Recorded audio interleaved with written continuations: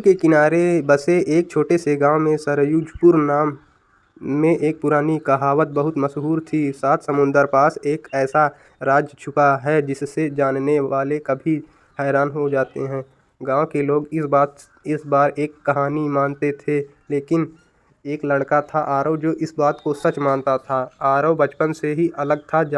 जहाँ कब बाकी बच्चे खेलते थे, वहीं वह पुरानी किताब पढ़ता और समुद्र की लहरों को घंटों भर देखता रहता।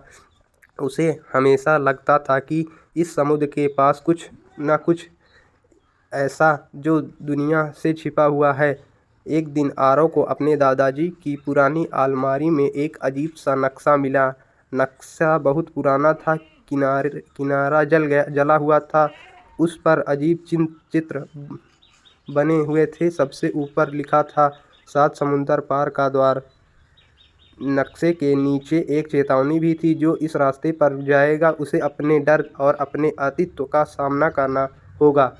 आरव का दिल तेज से धड़कने लगा। यह वही रास्ता था जिसके बारे में वह हमेशा सोचता था। उसने तय कर लिया कि वहां जाऊंगा।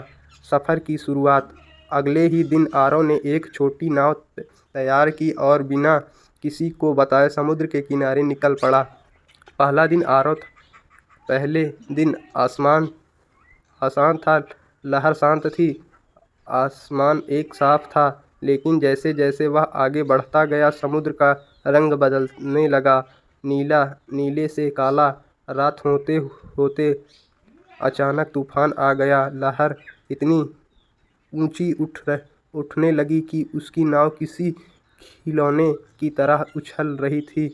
आरव डर गया। पहली बार उसे लगा कि शायद उसने गलती कर दी। तभी उसे नक्शे की चेतावनी याद आई, डर ही पहला दरवाज़ा है। उसे हिम्मत जुटाया और नाव को संभालते हुए आगे बढ़ रहा था। सुबह होते होते तूफान शांत हो गया। कुछ देर बाद उसने एक अजीब द्वीप दिखाई दी। जैसे ही वह वहां उतरा, उसने देखा चारों तरफ सिर्फ आयन थे। हर आयन में उनका अलग रूप दिखाई दे रहा था। कहीं वह डरपोक था, कहीं लालची, कहीं गुस्से वाला। एक आवाज़ गूंज रही थी, यह तुम्हारा सच है, क्या तुम इसे स्वीकार कर सकते हो?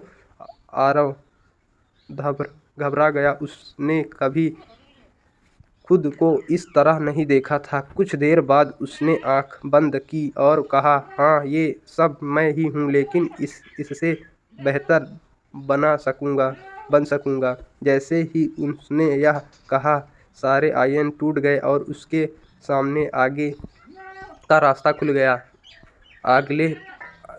आगे बढ़ते हुए वह एक ऐसे द्वीप पर पहुंचा जहां एक प्राचीन शहर के खंडर थे।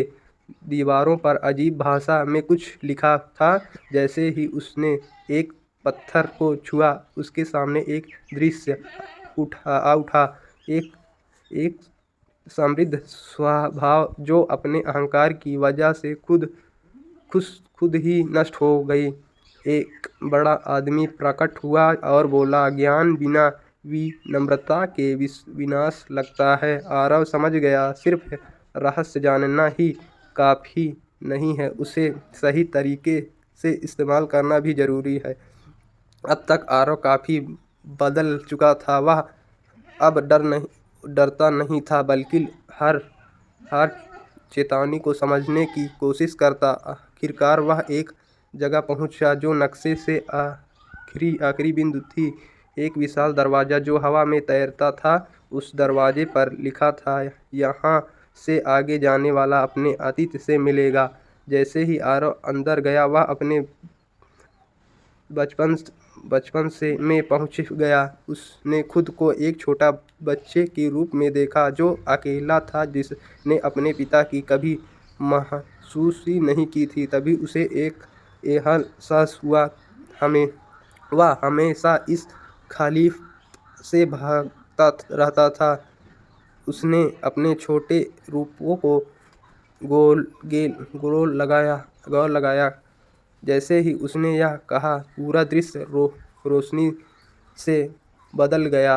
जब आरव वापस वर्तमान में पहुंचने लगा तो वह दरवाज़ा गायब हो चुका था। उसकी जगह एक साधारण सा पत्थर था जिस पर लिखा था, 7 समुंदर पार कोई खजाना नहीं, असली खजाना तुम खुद हो।